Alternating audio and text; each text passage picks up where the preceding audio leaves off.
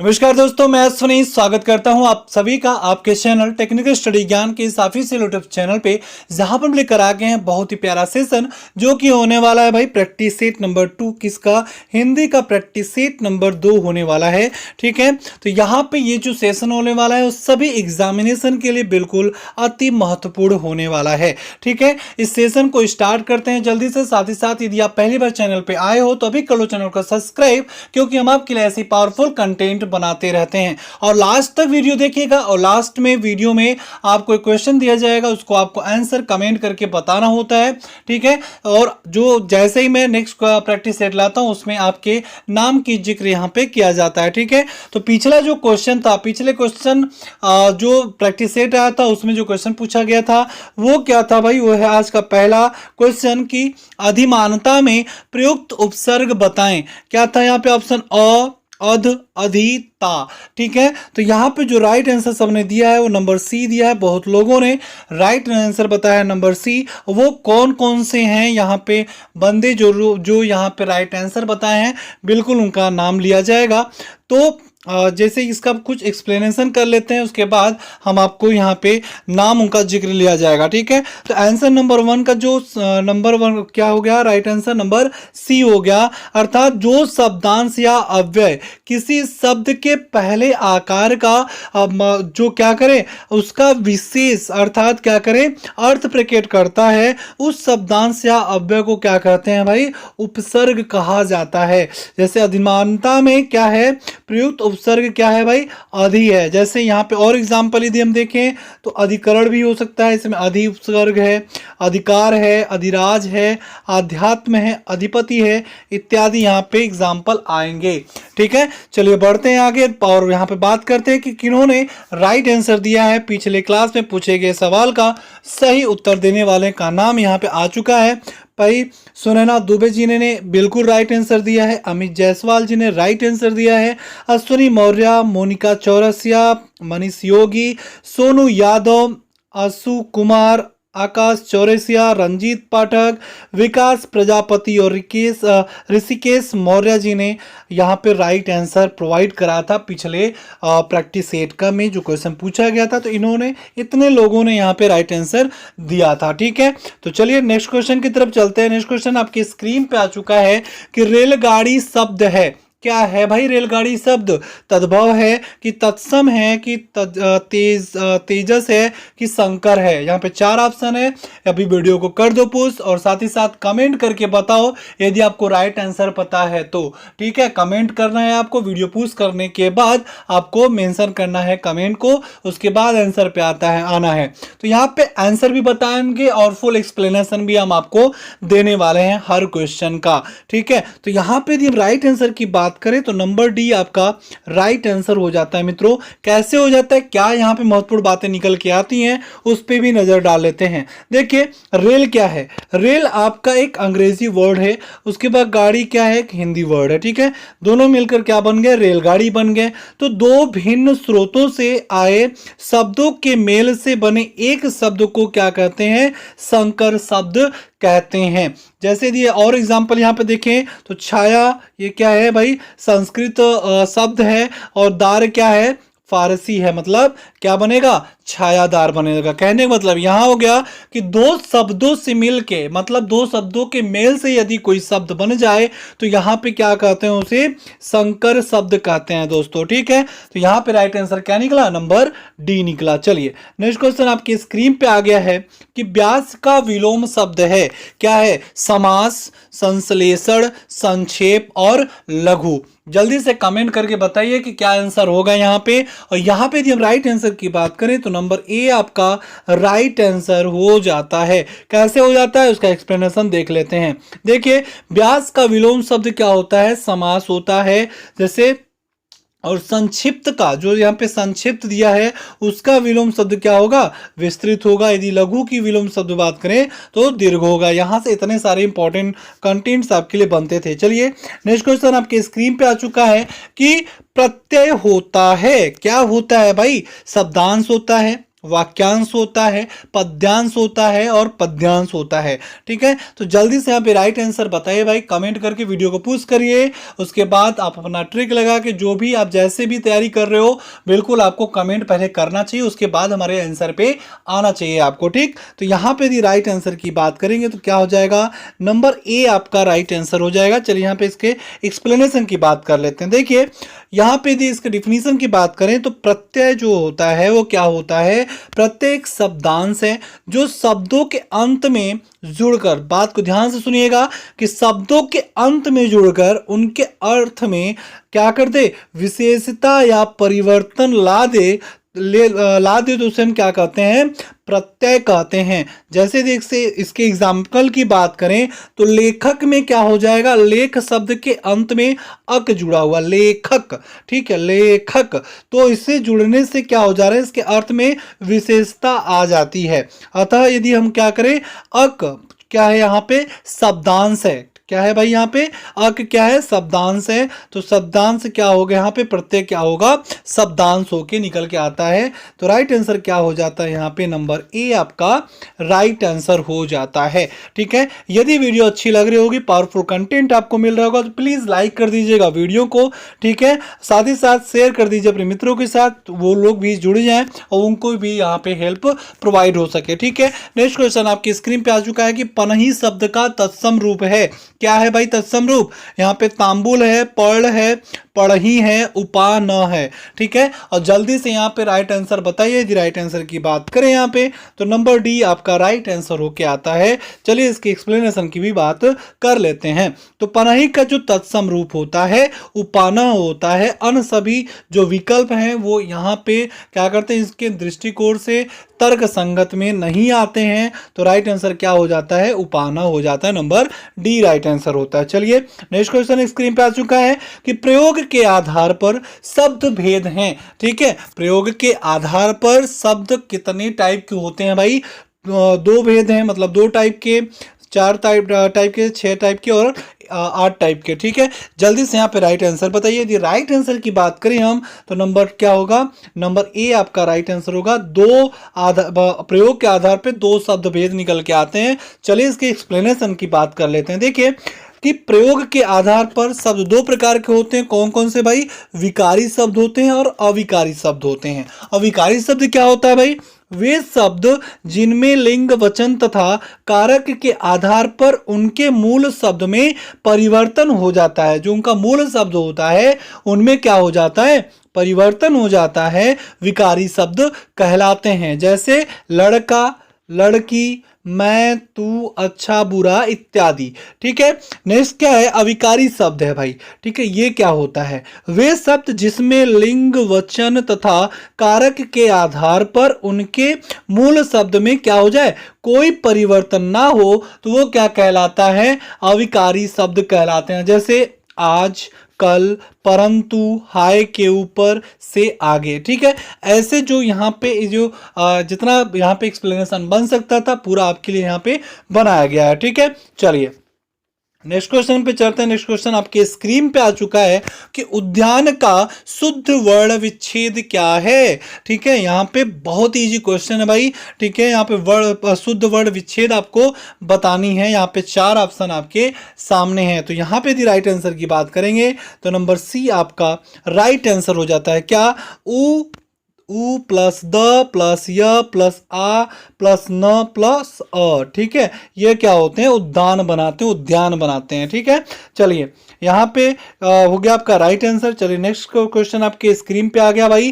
क्या है ये, सरयुर्मी में संधि है। क्या है भाई, सरयुर्मी में संधि है। कौन सा यहाँ पे संधि होगा, दीर्घ संधि होगा कि यड़ संधि होगा कि व्यंजन होगा कि स्वर होगा दोस्त। ठीक है, जल्दी से यहाँ पे राइट आंसर करके बताइए वीडियो को पुश करके। और यहाँ पे यदि हम राइट आंसर की बात कर ले तो राइट आंसर क्या निकल के आएगा, नंबर ए आपका राइट आंसर निकल के आता है। इसके एक्सप्लेनेशन की भी बात यहाँ पे कर लेते हैं। तो सरयुर्मी जो होता है वो सरयू प्लस उर्मी में दीर्घ स्वर्ग संधि है। ठीक है, इसके अनुसार जब ह्रस्व या दीर्घ अ ई उ के बाद क्रमशः ह्रस्व या दीर्घ क्या आ जाए, अ ई उ आए तो दोनों मिलाकर क्या हो जाते हैं, दीर्घ आ ई उ हो जाते हैं। ठीक है, तो कहने का मतलब हो गया। यदि और कोई एग्जांपल यहाँ पे देखें तो धर्म प्लस अर्थ में क्या हो जाएगा,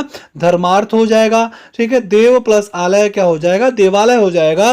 तो कहने का मतलब ये कि नंबर ए आपका राइट आंसर हो जाता है, दीर्घ संधि यहाँ पे राइट आंसर हो जाएगा। ठीक है भाई, चलिए नेक्स्ट क्वेश्चन आपकी स्क्रीन पे आ चुका है कि निम्न में से किस धातु से भाषा बनी है। बहुत इजी क्वेश्चन है, आपको देखते ही बता देनी चाहिए। ठीक है, यदि नहीं आ रहा है तो बिल्कुल आप यहाँ पे कमेंट या सुझाव अपना दे सकते हैं। तो यहाँ पे यदि बात करें राइट आंसर का 4 ऑप्शन है, वाक है, भास है, वाक है, बद है। ठीक है, तो राइट आंसर क्या होगा, भास होगा। ठीक है, इसके एक्सप्लेनेशन की भी बात कर लेते हैं। तो भास धातु में क्या होता है, आ प्रत्यय लगने से भाषा शब्द बनता है, इसलिए यहाँ पे क्या होगा, राइट आंसर आपका नंबर बी हो जाएगा दोस्तों। ठीक है, चलिए नेक्स्ट क्वेश्चन आपके स्क्रीन पे आ गया है भाई। क्या आ गया है कि धातुस्मा में प्रयुक्त संधि है। धातुस्मा में प्रयुक्त कौन सी संधि है भाई, अयादि संधि, गुण संधि, दीर्घ संधि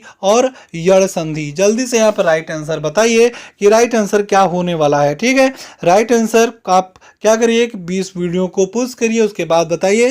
और यहाँ पे यदि राइट आंसर की बात करें तो नंबर सी आपका राइट आंसर आ जाता है। देखते हैं कि कैसे इसके एक्सप्लेनेशन को हम समझ सकते हैं। तो धातुस्मा क्या है भाई, धातु प्लस उष्मा में क्या है, दीर्घ स्वर संधि आता है। इसके अनुसार, इसके नियमानुसार जो ह्रस्व या दीर्घ अ ई उ के बाद ह्रस्व क्या आते हैं या दीर्घ आते हैं, अ ई उ आते हैं, तो दोनों मिलकर क्या आ जाते हैं, अ आ ई उ बन जाते हैं दोस्तों। यदि कोई और एग्जांपल देखें तो लघु प्लस उर्मी, लघुर्मी हो जाएगा। सिंदूर्मी मतलब सिंदूर्मी यहाँ पे हो जाएगा। तो कहने का मतलब ये हो गया कि यहाँ पे राइट आंसर नंबर सी हो जाता है। मतलब ये क्या है, दीर्घ संधि है दोस्तों। ठीक है, चलिए यदि वीडियो अच्छी लग रही होगी तो प्लीज लाइक करते रहिएगा, शेयर करते रहिए अपने मित्रों के साथ। अलग अलग ग्रुप में, व्हाट्सएप ग्रुप हो, टेलीग्राम ग्रुप हो, ठीक है, फेसबुक ग्रुप हो, कहीं भी आप पोस्ट कर सकते हैं, इस वीडियो को शेयर कर सकते हैं। ठीक है, इतना तो आपको हेल्प करना ही चाहिए। ठीक है, चलिए जिस समास का कोई पद प्रदान नहीं होता उसे क्या कहते हैं भाई, द्विग कहते हैं, द्वंद्व कहते हैं, कर्मधारय कहते हैं या बहुव्रीहि कहते हैं।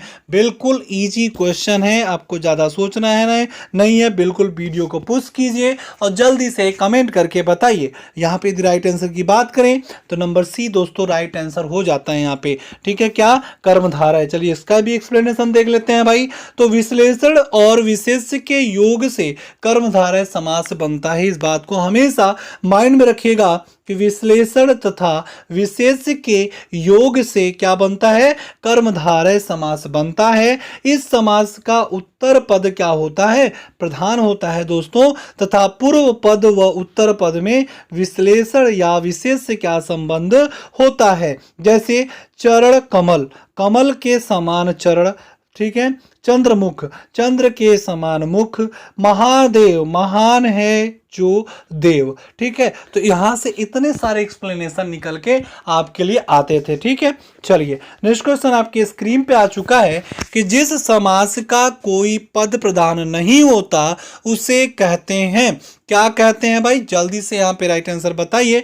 द्विग कहते हैं, द्वंद्व कहते हैं, कर्मधारय कहते हैं या बहुव्रीहि कहते हैं दोस्तों। ठीक है, ज्यादा सोचना नहीं है। यदि आपने समास पढ़ा हुआ है तो बिल्कुल आप यहाँ पे राइट आंसर बता लोगे। तो यहाँ पे यदि राइट आंसर की बात करें तो नंबर डी आपका राइट आंसर हो जाता है। चलिए इसके भी एक्सप्लेनेशन की बात कर लेते हैं। तो जिस समास में कोई प्रधान पद नहीं होता तथा दोनों पद मिलकर क्या करें, किसी तीसरे पद का प्रधानता की ओर संकेत करते हैं, तो वो क्या कहलाता है, वहां बहुव्रीहि समास निकल के आता है। जैसे लंबोदर, लंबा है उदर, उदर मतलब पेट जिसका। ठीक है, लंबा है उदर जिसका मतलब गणेश। ठीक है, वो क्या कह रहा है, गणेश जी की विशेषता को बतला रहा है। ठीक है, चतुर्भुज, चार हैं भुजाएं जिसकी, अर्थात विष्णु। तो यहाँ से इतने सारे आपके एक्सप्लेनेशन देखने को मिलते थे। चलिए नेक्स्ट क्वेश्चन की तरफ चलते हैं। नेक्स्ट क्वेश्चन आपकी स्क्रीन पे आ चुका है।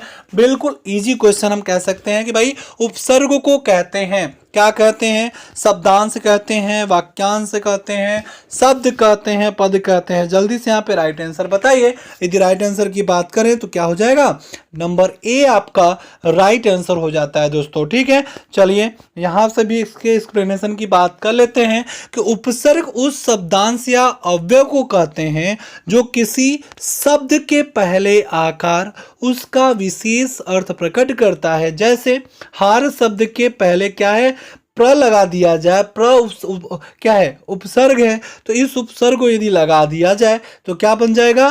प्रहार बन जाएगा। अर्थात इसका अर्थ क्या निकल के आएगा? मारना किसी को। ठीक है, तो यहाँ पे क्या हो जाएगा? राइट आंसर नंबर ए हो जाता है। और यहाँ से इतने सारे एक्सप्लेनेशन आपके लिए इंपॉर्टेंट एक्सप्लेनेशन बनते थे। ठीक है, चलिए नेक्स्ट क्वेश्चन आपकी स्क्रीन पे आ चुका है कि लिपि की आवश्यकता होती है भाषा बोलने में, भाषा लिखने में, भाषा संकेत में और तीनों में। जल्दी से बताइए, बहुत इजी क्वेश्चन है भाई। यदि राइट आंसर की बात करेंगे ना तो नंबर बी आपका राइट आंसर हो जाएगा। भाषा लिखने में लिपि की आवश्यकता होती है। आइए यहाँ पे एक्सप्लेनेशन को देख लेते हैं कि लिपि भाषा लिखने के लिए आवश्यक होती है। लिपि लिखित वर्ण संकेतों की सहायता के भाव को, विचार को अभिव्यक्त करता है भाई। ठीक है, लिपि क्या होते हैं? दृश्यमान होती हैं। भारत की सभी लिपियां क्या होती हैं? ब्राह्मी लिपि से लिखी जाती हैं। कौन सी? ब्राह्मी लिपि से। आपसे पूछ सकता है कि भारत की जो लिपियां होती हैं वो किससे संबंधित होती हैं, तो आप कह सकते हो कि ब्राह्मी लिपि से वो निकली हैं। ठीक है, चलिए नेक्स्ट क्वेश्चन पे चलते हैं। नेक्स्ट क्वेश्चन आपके स्क्रीन पे आ चुका है, बहुत इंपॉर्टेंट है कि हिंदी भाषा की कुल वर्ण लिपियां हैं। ठीक है, कितनी है भाई हिंदू भाषा, जो हिंदी भाषा की कुल वर्ण लिपियां क्या हैं? 44 हैं, 33 हैं, 52 हैं और 48 हैं। जल्दी से इसका राइट आंसर बताइए दोस्तों। यहाँ पे यदि राइट आंसर की बात करें तो नंबर सी आपका हो जाएगा 52। इसके एक्सप्लेनेशन को बिल्कुल आप ध्यान से देखिएगा।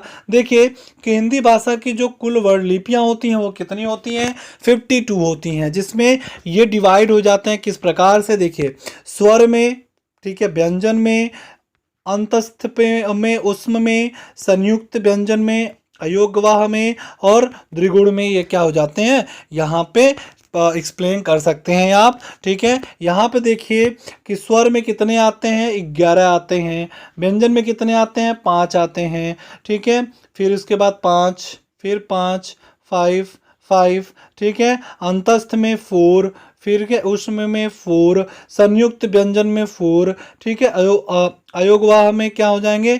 2 और द्विगुण व्यंजन में 2। इतने सारे मिला के 52 आते हैं। यहाँ पे आप क्या करेंगे? आप इसका यदि आपको पीडीएफ चाहिए तो आपको टेलीग्राम चैनल में जुड़ जाइएगा। साथ ही साथ आपको जुड़ना पड़ेगा कहाँ पे? आप व्हाट्सएप ग्रुप में जुड़ जाइएगा। दोनों जगह आपको प्रोवाइड करा दिया जाएगा पीडीएफ। ठीक है, वहाँ पे आप आसानी से पढ़ सकते हो। तो यहाँ पे राइट आंसर क्या हो जाएगा? नंबर सी हो जाएगा, मतलब 52 यहाँ पे लिपियाँ होती हैं। ठीक है, चलिए नेक्स्ट क्वेश्चन है, बहुत ईजी क्वेश्चन, फटाफट खत्म करते हैं कि मध्य स्वर कहते हैं। ठीक है, किसे कहते हैं? ऊ को, ई को, ई को, अ को। ठीक है, तो मध्य स्वर देखिए यहाँ पे यदि राइट आंसर की बात कर ले तो नंबर डी आपका राइट आंसर हो जाएगा। कैसे? देखिए, यदि आप मुंह खोलते हो, ठीक है, तो जो बीच का तालु है यदि वो वहां से वर्ण निकल के आए, ठीक है, तो वो क्या कहलाता है? मध्य स्वर कहलाता है। ठीक है, तो यहाँ पे राइट आंसर क्या हो जाएगा? नंबर डी हो जाएगा, अ को। ठीक है, नेक्स्ट क्वेश्चन है कि निम्न में कर्ण वर्ण है, क्या हो जाएगा? कर्ण वर्ण कौन सा है भाई? जल्दी से बताइए राइट आंसर। और राइट आंसर यहाँ पे क्या हो जाएगा? आपका बी हो जाएगा। ठीक है, इन चारों को ध्यान से पढ़िए और यहाँ पे राइट आंसर क्या निकल के आता है? नंबर बी आपका राइट आंसर निकल के आता है दोस्तों। ठीक है, चलिए नेक्स्ट क्वेश्चन है यहाँ पे कि र प्लस म का रूप है, कौन सा रूप है? मृ, म्र, म्र, कोई नहीं। ठीक है, जल्दी से यहाँ पे राइट आंसर बताइए दोस्तों कि यदि हम राइट आंसर की बात करें ना तो म्र हो जाएगा। नंबर सी राइट आंसर हो जाता है। ठीक है, नेक्स्ट क्वेश्चन आपके स्क्रीन पे है कि प्र में पूर्ण वर्ण है, कौन सा? प, र दोनों कोई नहीं। तो यहाँ पे यदि आप बात करें तो प्र में पूर्ण वर्ण कौन सा होता है भाई, जो कि इसको पूर्ण कर रहा है, नंबर बी मतलब र, नंबर बी राइट आंसर हो जाता है। ठीक है, नेक्स्ट क्वेश्चन स्क्रीन पे आ चुका है कि खड़ी बोली निकली है कहाँ से, पूर्वी हिंदी से, पश्चिमी हिंदी से, बिहारी हिंदी से, राजस्थानी हिंदी से। तो यहाँ पे 4 ऑप्शन हो गए। यदि खड़ी बोली की बात करें तो भाई बिल्कुल पश्चिमी हिंदी से निकल के आया है, नंबर बी आपका राइट आंसर हो जाता है। ठीक है, तो यहाँ तक थे आज के क्वेश्चन, और आज के जो महत्वपूर्ण क्वेश्चन है जो आपको कमेंट करके बताना ही बताना है वो है क्या, कि कौन सा शब्द बहुव्रीहि समास के अंतर्गत आता है। क्या है, वीणा पहाड़ी है, धूम आता है, लाल पीला है, विद्याभ्यास है। जल्दी से कमेंट करके बताइएगा, जिससे अगले जो भी वीडियो आए उसमें आपका नाम मेंशन किया जा सके। ठीक है, यदि वीडियो अच्छी लगी होगी तो प्लीज़ लाइक कर दीजिएगा, शेयर कर दीजिएगा अलग अलग प्लेटफॉर्म पे, और साथ ही साथ अपनी प्रिपरेशन को एकदम तगड़ा बनाए रखें। तो चलिए मिलते हैं नए वीडियो में, तब तक अपना ख्याल रखें और दूसरों का भी ख्याल रखें।